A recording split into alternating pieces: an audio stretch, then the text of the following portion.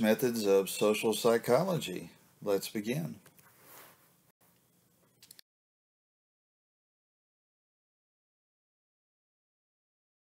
So, as I said in the last lecture, social psychology is a science, which means that it is empirical.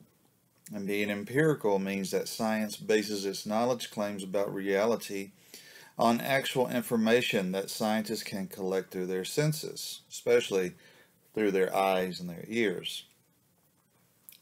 Social psychologists employ a variety of research methods to collect data to answer questions regarding how the presence of others influences people's behavior, thinking, and feelings. Research methods refer to the various techniques and procedures scientists use to collect data that will help answer research questions. As you'll see, there are a variety of research methods used in social psychology. If you're wondering why this is, it's because different research methods allow you to collect different types of data, and different types of data help you answer particular research questions regarding how the presence of others influences people's behavior, thoughts, and emotions. Now, before going further into the actual research methods used in social psychology, I think it is necessary to go over some fundamental concepts in scientific research. For some of you, this will be merely a refresher course. For others, you might be learning about these things at least in depth for the first time. The first concept I want to go over is the variable. A variable is an attribute of an object, person, group, place, or situation that can vary. A good and simple example of a variable is a person's weight. This is an attribute of people that can vary tremendously. Some people weigh comparatively little, some weigh comparatively a lot, but most weigh somewhere near the average. Another good and simple example of a variable is a person's attitude toward the death penalty. We know this is a variable because we know just from a cursory glance around us that there is a lot of variation in people's attitudes toward this issue. Some have positive attitudes towards the death penalty, some have a negative attitude toward it, and some don't seem to care one way or the other. The exact opposite of a variable is a constant, something that does not vary. In general, science wants to describe and explain why variables exist. What are the different colors of flame that exist, and why do they exist? What are the different species of bears, and why do these different species of bear exist? I.e., why isn't there just one type of bear? Will people give a lethal shock to another person if asked to do so by an authority figure? If so, why do some comply with this request while others refuse? There are four main types of variables you should know about for this class and for every other science class you take. The first type of variable you should know about is the independent variable. This is a variable considered to cause or have an effect on a dependent variable, and a dependent variable is any variable that changes due to variations in the independent variable. To help you remember this distinction, just remember that scientists believe changes in the dependent variable depend on changes in the independent variable. To see the relationship between an independent variable and a dependent variable, consider the relationship between education level and yearly income. There is a strong and positive association between education level and yearly income. As education level goes up, so too does yearly income tend to go up. The explanation here is relatively simple.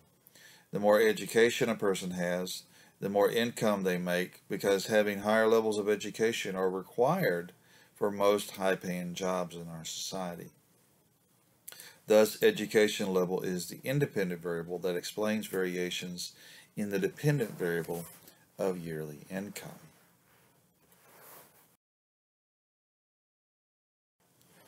Another type of variable you should know about is a mediating variable.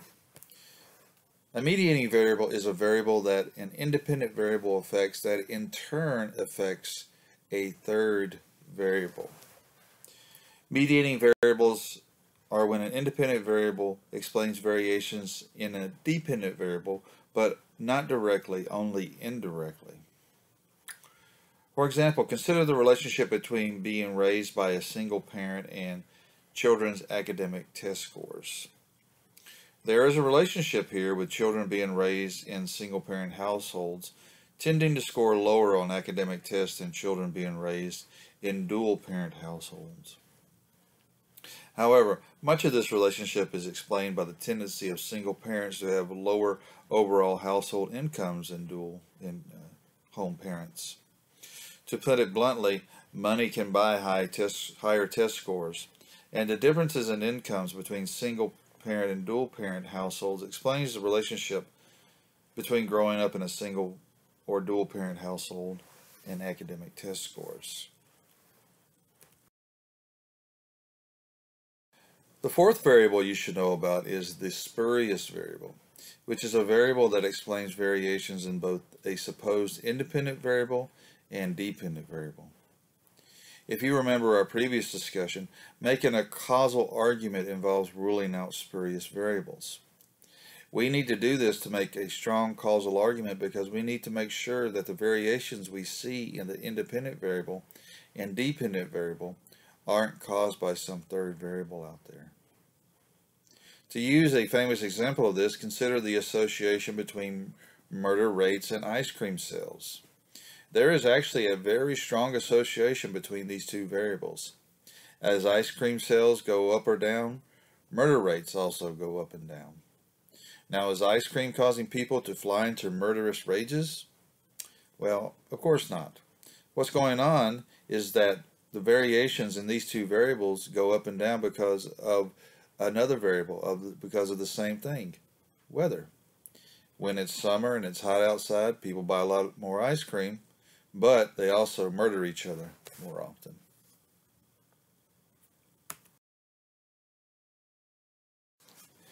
Another important concept in scientific research is the hypothesis, which is a speculative statement about a relationship between an independent variable and dependent variable. It is basically a prediction of what one will find when one collects data regarding the association between an independent variable and dependent variable. A good example of a hypothesis, and one which we'll talk much more about later on in the semester, is this. As the number of bystanders in the area increases, the amount of helping behavior on the part of bystanders toward a stranger in need of help decreases. This hypothesis states that variations in a particular independent variable, which in this case is the number of bystanders in the area, will explain variations in a dependent variable, which in this case will be the giving of help to a stranger. Scientists develop their hypotheses using a number of tools, including existing theories, previous research, and sometimes on occasion just plain old hunches.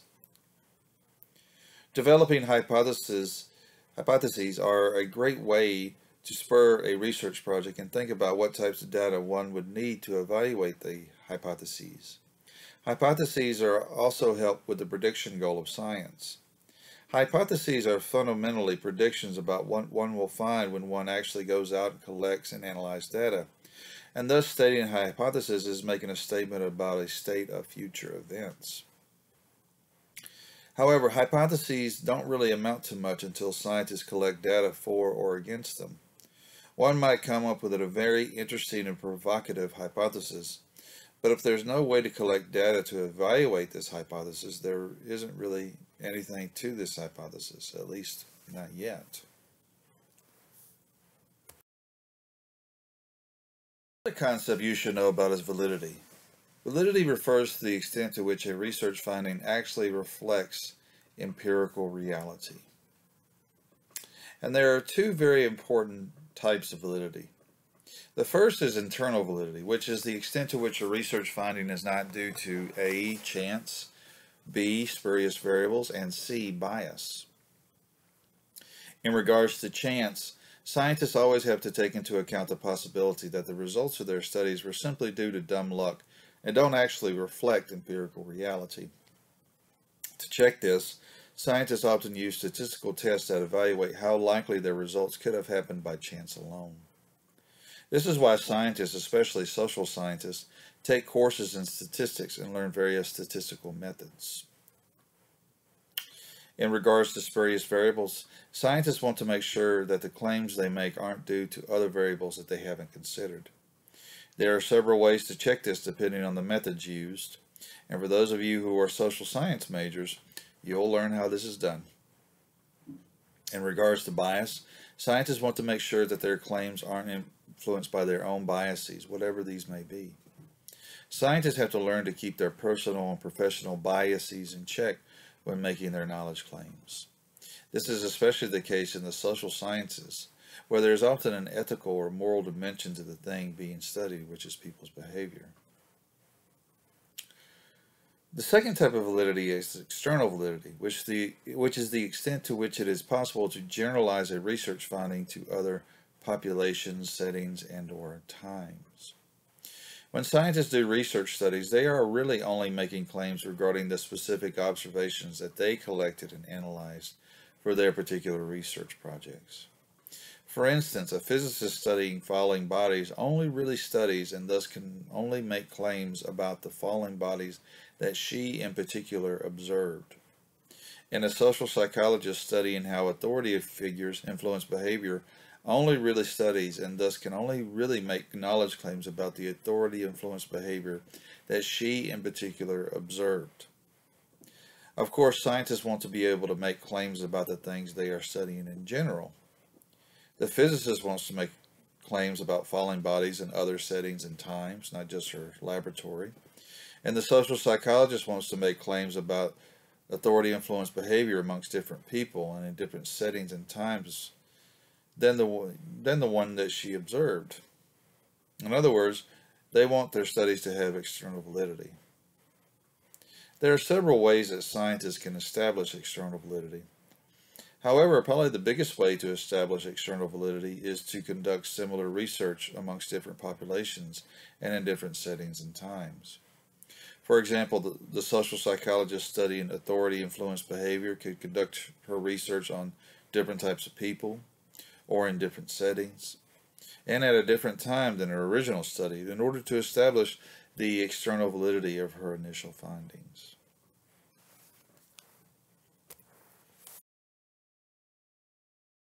Social psychologists use to collect the data they use to make knowledge claims. In general, there are four major methods used in social psychology, and the first of these that I want to talk about is the experiment.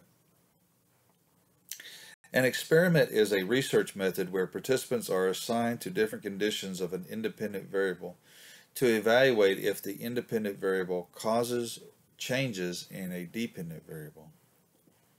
Experiments are the absolute best method to establish a causal relationship between the independent variable and a dependent variable.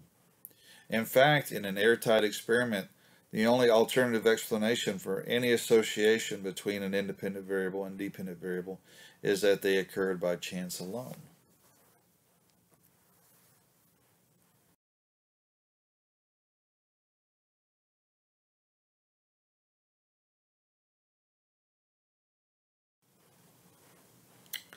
Now, people have the tendency to call every scientific study an experiment, and that's, personally one of my pet peeves. But not all scientific studies are experiments. For a scientific study to be an experiment, it needs to have three things. First, an experiment has to have a manipulated independent variable. In experiments, the researcher controls the treatment the participants receive, and the treatment is the specific category of the independent variable. Every experiment has at least two treatment groups. It doesn't make sense to just have one treatment group, since the purpose of an experiment is to see if there are any differences between the association between one value of the independent variable and a dependent variable, and the correlation between another value of the independent variable and a dependent variable. In other words, you've got to have two groups because this is the bare minimum you need to do any sort of comparison. For instance, say that I'm doing an experiment where I want to see the effects of verbal encouragement on children's test scores. To evaluate if verbal encouragement influences children's test scores, I would need at least two treatments of the independent variable: receiving verbal encouragement and receiving no verbal encouragement. In an experiment, when a group receives a value of the independent variable that more or less equals 0, this group is usually called the control group.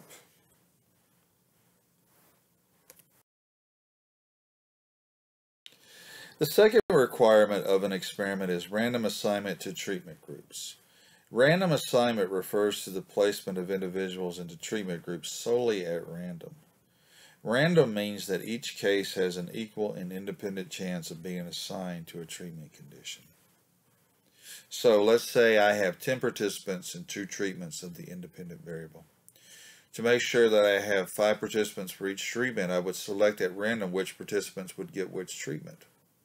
I could do this by flipping a coin, but most of the time this is done by a computer program using a random number generator. Random assignment helps to control for other variables that might influence the observed relationship between the independent variable and the dependent variable. Random assignment does this by making the treatment groups more or less the same.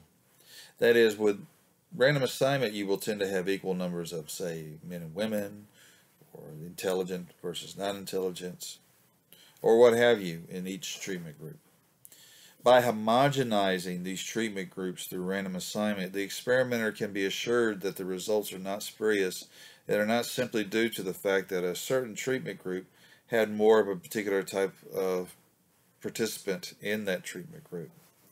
For example, if you're doing an experiment on test-taking ability, by doing random assignment, the researcher will know that the results are due to the fact that the group that got a particular treatment didn't have more participants who were on above average intelligence. The exact opposite of random assignment is allowing participants in an experiment to choose which treatment group they would want to be placed in. This is problematic because certain people are more likely to pick certain treatment groups. For instance, let's say I'm going to do an experiment where I want to see the effects of loud noise and how that affects helping behavior. Now let's say that the noise I'm going to play is, heavy metal bands like Slayer and Pantera and Cannibal Corpse. If I allow participants to choose which treatment condition they receive, then I may have all the participants who like heavy metal choosing the loud noise treatment condition.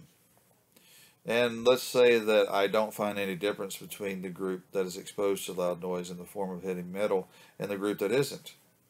Well, because I didn't do random assignment, these results could be because all the people who like heavy metal are in the loud noise group, and those who don't are in the non-loud noise group.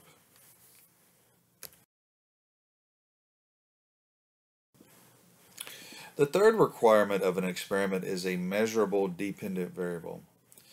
All experiments have to have a dependent variable that is measurable in some way.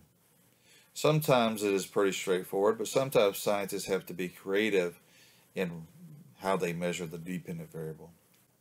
For example, when social psychologists study aggression experimentally, they can't have people punching each other in the face or stabbing each other with knives. Thus, they have to be creative and come up with other, less harmful types of aggressive behavior that they can, actually measure ethically. The dependent variable is measured after participants are exposed to the experimental manipulation. That is, participants receive the treatment and then the researcher measures, either through self-report or observation, some dependent variable. It is the experimenter's expectation that there will be significant and substantial differences between the average scores on the dependent variables between the treatment groups. This allows the experimenter to make the claim that the independent variable actually does influence a particular outcome.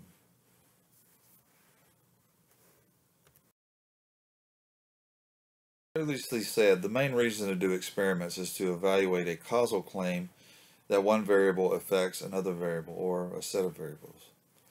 And so let's look at how experiments satisfy 3 criteria for causation: association, correct causal direction, and non-spuriousness. First, experiments establish an association between a change in an independent variable and a change in a dependent variable. Experimenters can compare the average dependent variable outcome for each treatment of the independent variable to see if there are significant differences between them. Second, experiments establish the correct causal order needed to make a causal claim. That is, that the change in the independent variable comes before the change in the dependent variable.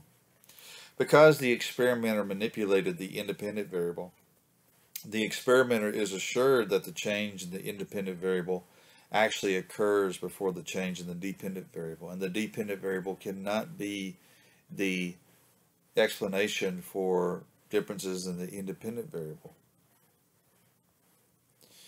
Third, because of random assignment to treatment conditions, the experimenter can be assured that the differences between the treatment groups is due to the independent variable and not due to other unobserved factors that differ between the groups. That is, the experimenter can make sure that the association is most likely not spurious.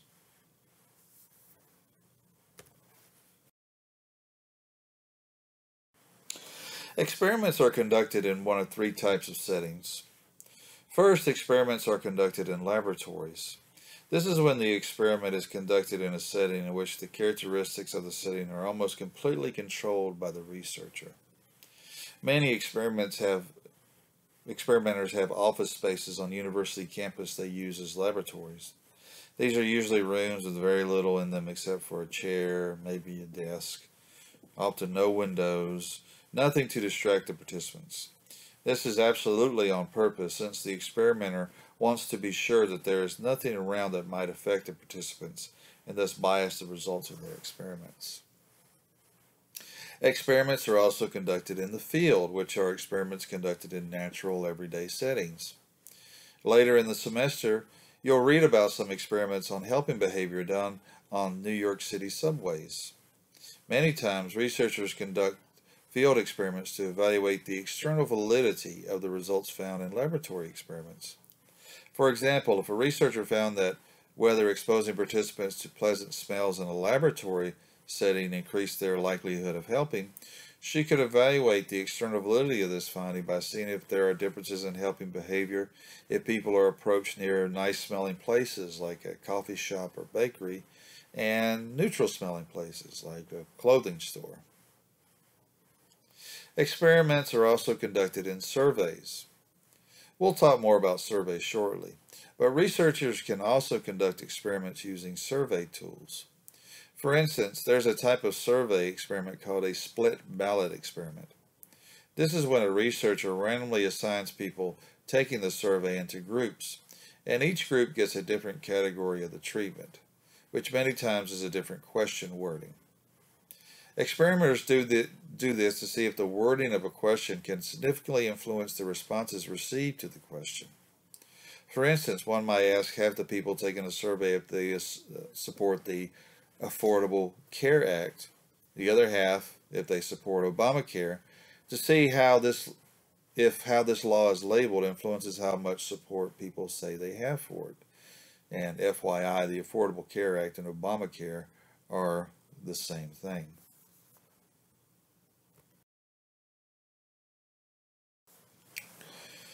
In social psychology experiments, researchers often do not tell participants what the true purpose of the experiment is in order to make the experimental situation seem more real. And this is often done by using cover stories, which are descriptions of the purpose of the experiment given to participants that is different from the true purpose of the study. Researchers use cover stories to help protect against reactive effects, which happen when participants alter their behavior due to the fact that they know a particular type of behavior is being observed. Experimenters want the participants of their experiments to behave the way they behave because of the treatments they receive, not because participants know that a particular type of behavior is being observed. For example, many of the experiments social psychologists have done on helping behavior use cover stories. If researchers told participants that a particular experiment was actually about helping behavior, then the participants might be more likely to help simply because they are aware that such behavior is going to be observed.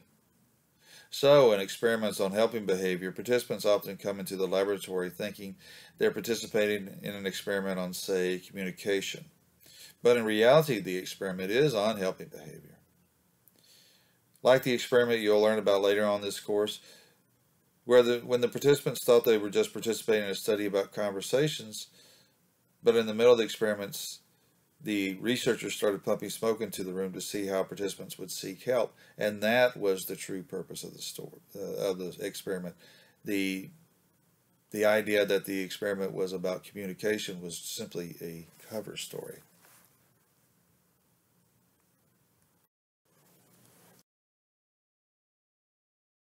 The second main research method used in social psychology is the survey. A survey is a data collection method that involves interviewing a sample of individuals so that the researcher can, with some confidence, describe the population from which the sample is taken. A population is the group of individuals a researcher wants to describe. A population can be any relatively large group of people, from the U.S. adult population, residents of Chicagoland, or NIU undergraduate students.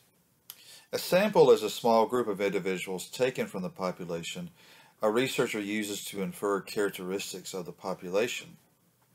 A sample might be, for example, 1,000 U.S. adults out of the around 258 million that currently exist, 750 residents of Chicagoland out of the around 9 million that currently exist, or 200 NIU undergraduate students out of around the 11,000 that exist. Now you may ask yourself, well, if I want to know things about a particular population, then why don't I just do a census, which is when an entire population is interviewed? The answer is simple. Doing a census is often just too damn time-consuming and expensive. To do a census of the U.S. population, which the federal government does every 10 years, takes billions of dollars, takes a huge amount of labor, and a lot of time. The U.S. Census does a lot of planning years in advance. Even trying to do a census of a relatively small population like NIU undergraduates would take a lot of money, time, and labor. Luckily, if a researcher does it right, a sample can tell him what he wants to know about a population just fine. It's relatively quick, takes relatively less labor, and, probably most important, it's way cheaper than a census. So, how do researchers who use surveys draw the samples from the population? They do so by using probability samples, which are samples in which everyone in the population of interest has the same chance of being selected. There are several types of probability samples, but the one you are probably the most familiar with is the simple random sample, which is where you simply choose people out of population completely at random. The logic of a probability sample is that if you choose enough people at random, the sample will closely represent the population under investigation. With a probability sample done correctly, you'll have the same percentages of men and women, blacks and whites, college educated and non-college educated, or what have you in the sample that exists in the overall population. To help you think about the importance of using probability samples for surveys, consider this very famous example. In 1936, a magazine called Literary Digest predicted that Franklin Delano Roosevelt, the incumbent president, was going to lose in a landslide. They based this prediction on a survey that did not use probability sampling. That is, they did not choose a sample in a way that made it where everyone in the population had the same chance of being chosen. What they did was but what happened was actually the opposite. Roosevelt won in a landslide. So, why was Literary Digest so wrong? Well, because they didn't use probability sampling. Rather, they used sampling techniques that made it much more likely they would choose people for their sample that would vote for a Republican presidential candidate. For instance, the magazine sampled its readers, which at the time tended to be relatively wealthy because they could afford a subscription to a magazine. You've got to remember the Great Depression was happening at the time. And so they were more likely to vote Republican. They also used automobile registration reports from local governments to choose individuals to sample. But again, this is back in the 1930s, and only the wealthiest people had automobiles back then. What Literary Digest did in the 30s would be like doing a presidential election poll today by only sampling people who watch Fox News and own a firearm. So anytime you read or hear about the results of a survey, make sure the survey used some sort of probability sample. If not, it might be very biased and thus not truly be reflective of the population.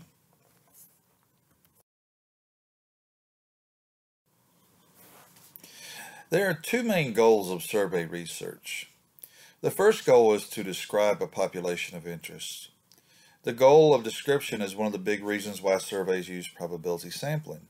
By selecting individuals in a population at random, surveys can get accurate estimates of the various characteristics and attributes of the population, since, if the sample is done correctly, the proportions in the sample should be more or less the same as the proportions in the population. In general, there are four types of descriptions surveys seek of a population. First, surveys seek to describe the socio-demographic characteristics and attributes of a particular population. For example, what are the percentages of whites, blacks, Asians, Native Americans, and Pacific Islanders in the NIU undergraduate population? Or what is the average income level of residents of Chicagoland?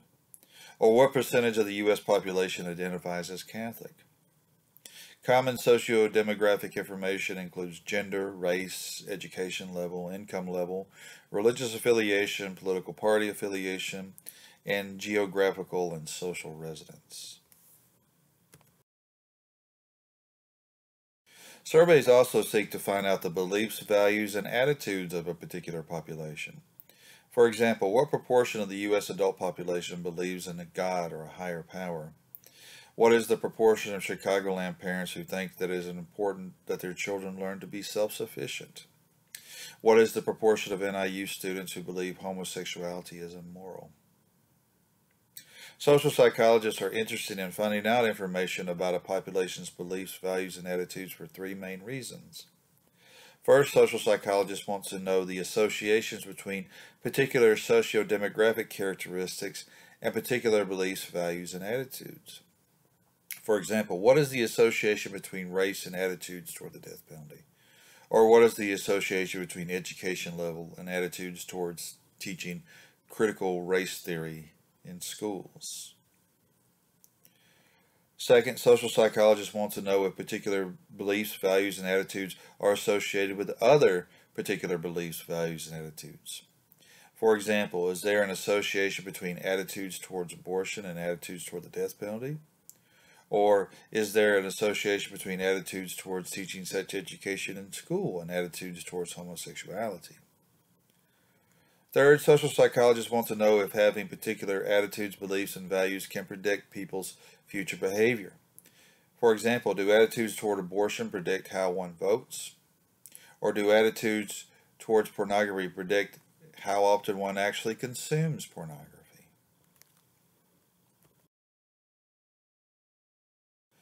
Surveys also seek to get accurate reports of past behavior of a population. For example, what proportion of the U.S. adult population got angry in the past week? How often did adults in Chicagoland watch pornographic videos in the past year? How often did NIU undergraduate students volunteer in the past month?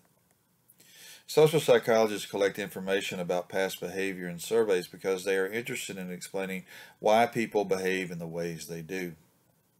However, by their very nature, surveys cannot actually observe people's behavior, so they cannot capture behavior as it happens in real time.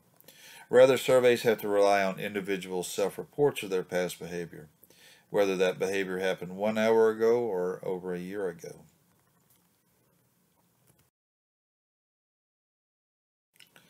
Surveys also seek information about a population's behavioral intentions. For instance, what proportion of U.S. adults intend to vote in the upcoming presidential election? What proportion of Chicagoland residents intend to volunteer in the next month? What proportion of female NIU undergraduates would have an abortion if carrying the fetus to term would endanger their lives? Social psychologists seek information about behavioral intentions because behavioral intentions towards objects like voting or volunteering or abortion are often better predictors of future behavior than abstract attitudes toward these things. Thus, measuring behavioral intentions gives social psychologists data they can use to predict actual future behavior.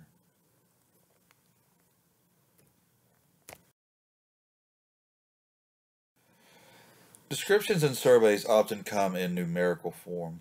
One of the most common of these is the percentage, which is the proportion of the sample that score a particular score on a measurement. For instance, what is the percentage of women who are NIU undergraduates? Or what percent of people who live in Chicagoland believe in God? Or what percent of the U.S. adult population plan to volunteer in the next month?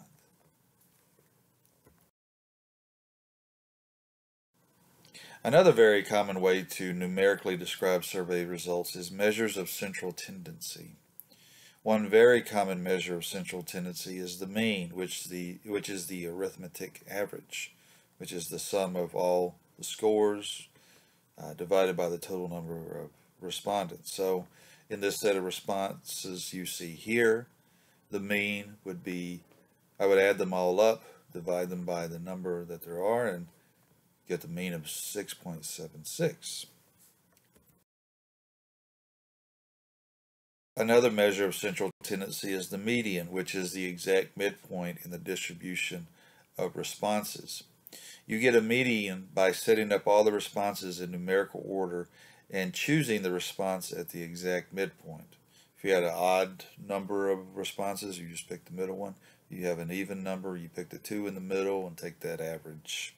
So the median here in this set of responses would be 4. The third measure of central tendency is the mode, which is the response with the highest frequency in a set of responses. So again, in this same set of responses, the mode would be 3, since that occurs most often. Now, you might be asking yourself why survey researchers would use different measures of central tendency. Well, they do so because some measures of central tendency paint a more accurate picture of the data and thus of the population than others. All the examples I gave for mean, median, and mode use the exact same set of responses, but the measures were quite different from one another. The mean was 6.76, the median was 4, the mode was 3. Means can become skewed if there are a few responses that are very high or very low, which is what happened here. Most of the responses were in single digits, but you had two very, very big ones at the end, 22 and 43. And so reporting a mean can tell a somewhat skewed story about what is going on in the data. This is why when governments report household income, you'll notice if you pay close attention, they report median household income, not mean household income. Because there's about 1 to 2% of households who bring in very, very high incomes in the millions, which would skew the mean and make it seem like most Americans are doing better income-wise than they actually are.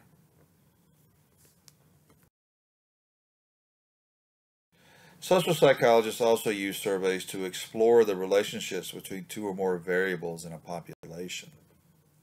Surveys can provide social psychologists with data they can use to test hypotheses regarding associations between variables, like what is the association between gender and aggressive behavior, or what is the association between experiencing a violent crime and attitudes toward the death penalty, or what is the association between experiencing a job loss in the past year and experiencing depression. Social psychologists use a variety of statistical hypothesis testing procedures to evaluate how likely the relationships they find in the data are the result of chance alone. Again, for you social science majors in here, you'll learn, or you've already learned about these procedures in your statistics classes.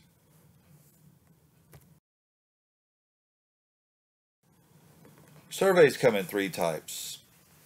The first is the cross-sectional survey, which is a survey conducted at a single point in time. This is a very common type of survey. An example of a cross-sectional survey would be if a researcher did a survey about attitudes regarding transgenderism among NIU undergraduates in a particular semester. Another type of survey is the time series survey, which is when the same survey is conducted at several points in time with different samples each time. A common example of a time series survey is a presidential approval rating survey. On a regular basis, researchers survey a sample of adults in the U.S. and ask them how they feel about the president's job performance. However, each time they do this survey, they interview a different set of adults. This type of survey is good if a researcher wants to document change amongst a population over time. For example, a presidential approval survey documents changes in presidential approval amongst the U.S. population over time. Another type of survey is the panel survey, which is a survey where the same sample is interviewed at two or more different points in time. A good example of this is the Wisconsin Longitudinal Survey. This is a survey of people from Wisconsin who graduated from high school in 1967. These same individuals have been interviewed over the years several times until the present day. This is a good type of survey to do if the researcher is interested in documenting how changes in people's lives influences their actions, attitudes, emotions, and overall life outcomes. For example, the Wisconsin Longitudinal Survey has documented how changes in educational attainment, such as getting a college degree, have influenced people's life outcomes. For example, the number of children they have, their overall health, the amount of income they bring each year, etc.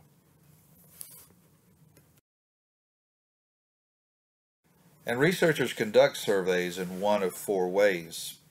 First, researchers conduct surveys face-to-face with participants. This is where the interviewer asks a series of questions to the interviewee one-on-one, often in the interviewee's home. These types of surveys have great response rates, which is the percentage of the drawn sample that actually participates in the survey. However, they can be quite expensive to conduct. Then there's paper surveys. This is when surveys are printed and mailed to participants, and participants are asked to fill out the survey and return it, usually in a prepaid envelope. You get a very low response rate conducting surveys in this way, but it's relatively inexpensive. Another way researchers conduct surveys is over the telephone. Conducting surveys this way tends to split the difference between face-to-face and paper in response rates and expense.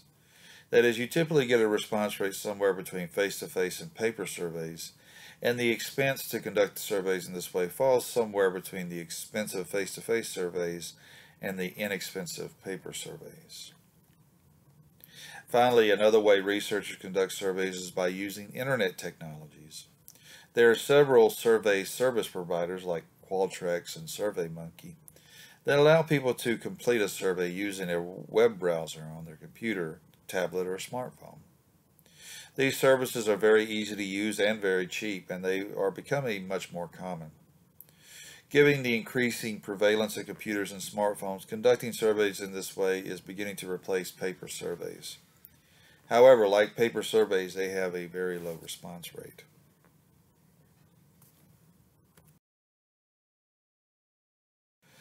Now, a very important issue regarding surveys is coming up with the questions that researchers will ask during survey interviews. Most questions asked during a survey interview are closed-ended. Closed-ended questions are questions in which respondents choose from a list of responses provided.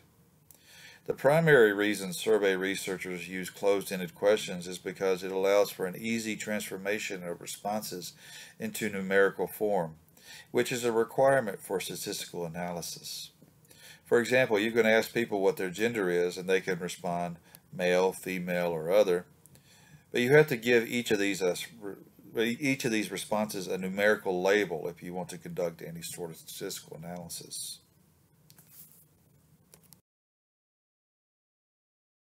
Closed-ended questions have several possible types of response formats. One of the three most common response formats is the fill in the blank. This is when there are no set responses and participants simply state their answer in a text or numbers. Researchers usually only do this for questions that are simple to answer and or have a single numerical answer, like the question, in what year were you born, or what is your yearly income? Another very common response format for closed-ended question is the categorical format. This is when there are a set number of categories to choose from and the responses cannot be ranked in any way. For example, the question, "What is your gender?" is categorical because there are a specific set of categories, male, female, other, non-binary, but it doesn't make sense to rank these categories in any way. For example, male isn't higher or lower in any way to female or other, and vice versa.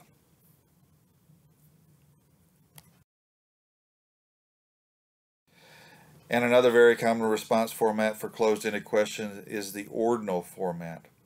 This is when there are a set number of categories to choose from and the responses are ranked according to some criterion. An example of this would be the question, "Please state your level of agreement or disagreement with the following statement. Abortion should be illegal." And it has the response categories: strongly agree, somewhat agree, neither agree nor disagree, somewhat disagree, and strongly disagree. These response categories can be ranked according to how much the person taking the survey agrees or disagrees with the statement regarding abortion.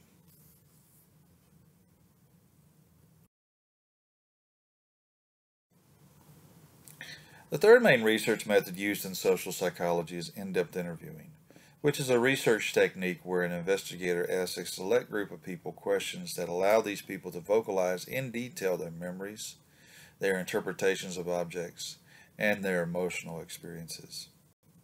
You'll also hear this research method called qualitative interviewing, depth interviewing, or ethnographic interviewing. In in-depth interview studies, the researcher audio records the interviews, transcribes these audio interviews into a written document, and then analyzes these interviews in order to answer a particular research question. When writing up research reports, in-depth interviewers will make particular claims and support these claims with quotes from their interviews. In this regard, the data researchers get from in-depth interviews is narrative informed, that is, it's made up of words.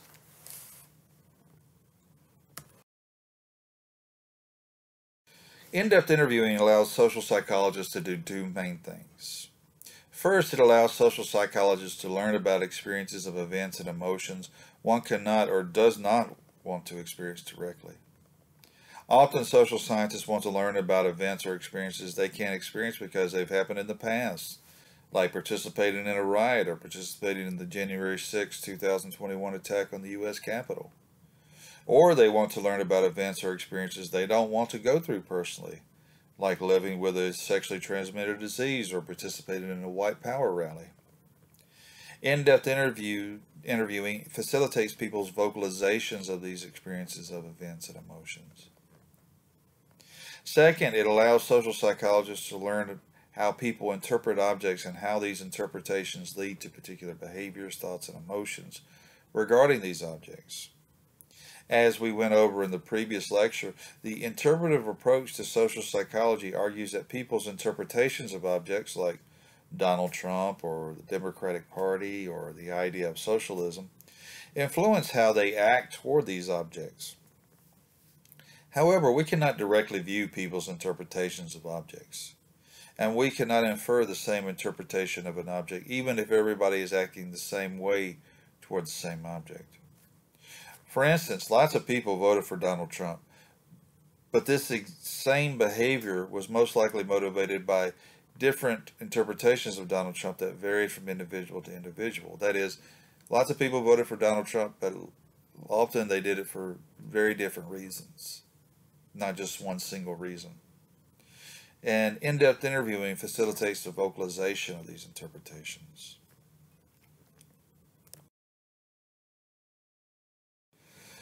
Good in-depth interview data is made up of the talk of interviewees.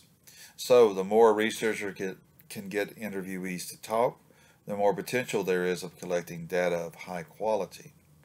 This is why, for the most part, in-depth interviews are mostly made up of open-ended questions, which are questions that allow participants to answer in their own words and without a specific limit. Some examples include, can you tell me about your experiences of seeking an abortion, or tell me about your feelings about that experience, or what does having gone through that experience mean to you? As you can hopefully see, these questions can't really be answered with a yes, no, or one-word response, and thus they invite and encourage a person to speak at length. Open-ended questions encourage vocalization of the memories people have, their interpretations of objects and events, and the feelings they have and are currently experiencing. These are things that cannot be directly observed. You can't break open someone's skull and directly observe a memory in their head. All you'll directly observe is brain matter. You can't hook up someone to some brain scan machine and directly observe an interpretation of an object. All you'll observe is chemical changes or electric impulses. If you want any sort of data regarding people's memories or interpretations or feelings, you've got to get them to turn these things into something that you can actually observe. And in this regard, you've got to get people to vocalize these things because you can observe that through your hearing. And open-ended questions facilitate this vocalization.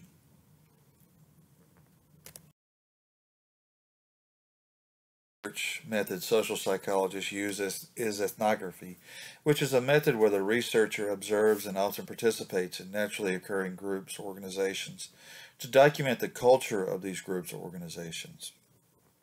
These groups or organizations can go from relatively small, such as a self-help group or street gang, to relatively large, like the Microsoft Corporation or General Motors. In ethnographic research, the researcher takes extensive field notes of her observations and experiences during her participant observation. Participant observation refers to observing behavior and often participating in a real-world group, organization, or setting. What's mostly observed is the behavior of members of the group's organizations under investigation, particularly the interactions between people in these groups' organizations. And what counts as participation can vary quite a bit depending on this site. It may be as simple as just sitting down and listening to group members talk, like in a support group, to actually working as a bike messenger in New York City, like my colleague Jeff Kidder did for his ethnographic research on bike messengers. While she is observing and participating in a real-world group organization, the ethnographer takes extensive field notes, which are simply the notes a researcher makes during her participant observation. These field notes capture in a written document a researcher's observations for posterity, which is important because human memory is inherently limited. Ethnographers comb through and analyze these field notes to make particular types of knowledge claims.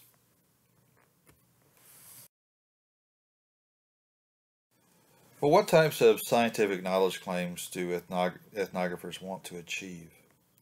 Well, the main goal of ethnographic research is to document the culture of groups and organizations.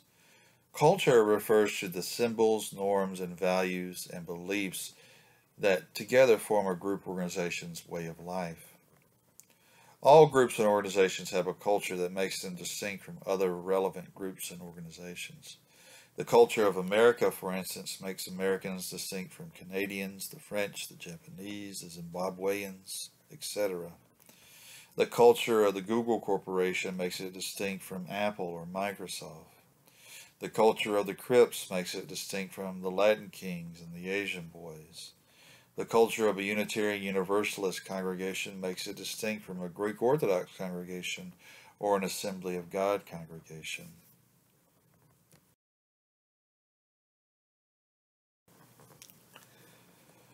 But why do social psychologists care about culture? Two big reasons. First, culture has a great influence on human behavior. Culture has such an influence on thoughts, emotions, and behavior because humans are born with very few instincts, unlike most other animals.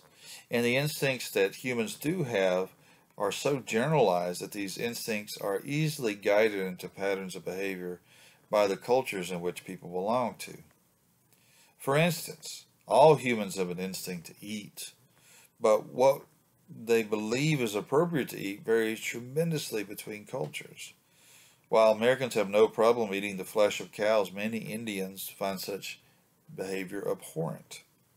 While many cultures eat grubs and insects, most Americans would never let a caterpillar or grasshopper touch their tongues. If even just a significant portion of human behavior was guided by instincts, we would see commonalities in humans across the world. However, this is by far not the case. There are very few actual cultural universals or types of behavior found in every group studied on Earth. Because humans don't have many instincts, culture ends up being a primary way that human thoughts, emotions, and behavior are guided and patterned. Thus, if social psychologists want to understand why people think the way they think, feel the way they feel, do what they do, they have to know something about the cultures of the groups and organizations in which they belong. A second big reason social psychologists care about studying culture is because it is the primary way others influence people's behavior, thoughts, and emotions. Culture is learned. No one is born knowing the symbols, norms, values, or beliefs that make up a particular culture. Rather, they learn this from other members of the groups and organizations they find themselves belonging to, either through chance or through choice. And because culture influences people's behavior, thoughts, and feelings so, the teaching of this culture is one of the ways in which others influence people's behavior, thoughts, and feelings.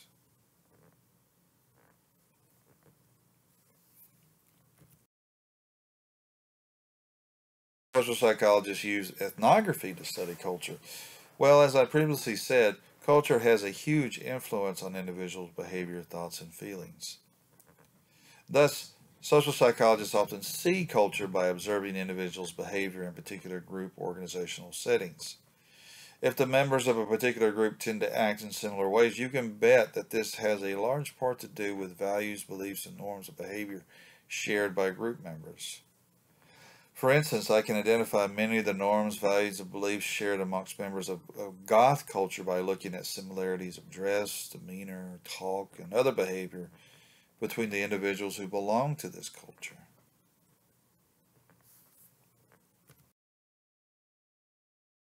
Discussion of research methods in social psychology by discussing the various ethical issues that can arise while conducting social psychological research. Because the vast majority of social psychological research involves living human subjects, social psychologists must first and foremost consider any harms that could happen to their subjects during the course of their research. If there is a potential for harm, to go forward with their research, social psychologists must find ways to avoid or mitigate these harms. If they don't, then the research ethic boards at their universities or colleges will not allow them to conduct their studies. In general, there are three types of harm one must consider when developing a research project in social psychology. The first is physical harm. For the most part, this is a generally uncommon form of harm in social psychological research. However, there are some social psychologists who study physical stress, pain, and aggressive behavior, and these types of studies do have the potential to cause physical harm to subjects. There are several things social psychologists can do if they anticipate the possibility their subjects will suffer physical harm while participating in their research projects. First, they can inform subjects of the physical harm risk before beginning participation, which allows subjects to back out of the study before it begins. Second, researchers can do preliminary health screenings of subjects to make sure that they have the physical capabilities to participate in the research study without experiencing any harm.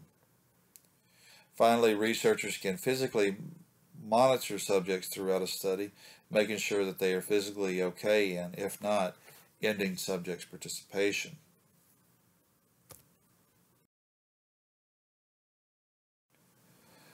Another type of harm that can happen to the subjects of social psychological research is psychological harm.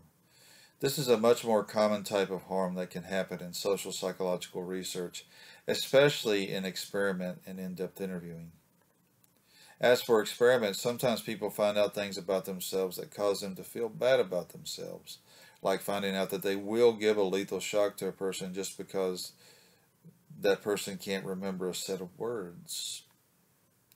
As for in-depth interviewing, many of these projects involve getting people to discuss quite painful experiences, like death of a child or experiencing intimate partner violence. There are several things social psychologists can do if they anticipate the possibility their subjects can suffer psychological harm. First, they inform subjects of the potential emotional risks before participation.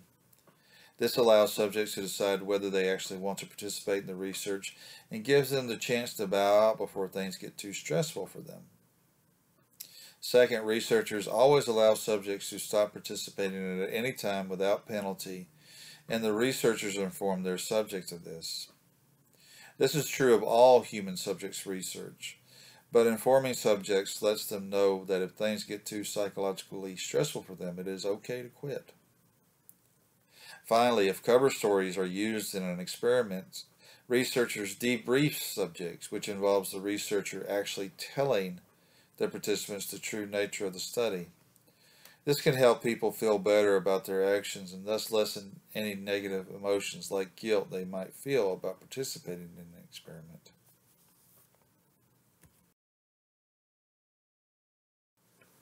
Another type of harm that can happen is social harm.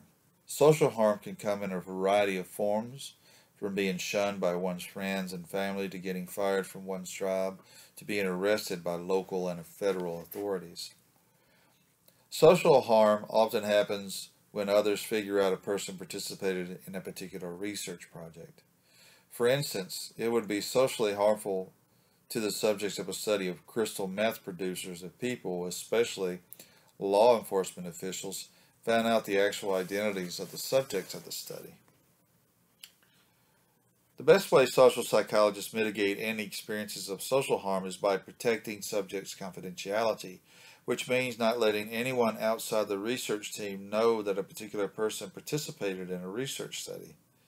There are many things researchers can do to protect confidentiality, such as use pseudonyms or fake names in research reports, never divulging any information that can be used to identify participants, like their actual places of work or where they live, and protecting access to the raw data, like storing data on password-protected computers and databases. Okay, so that is the lecture on the research methods used in social psychology. Next lecture, we'll get into the substantive stuff and start with socialization. Bye-bye.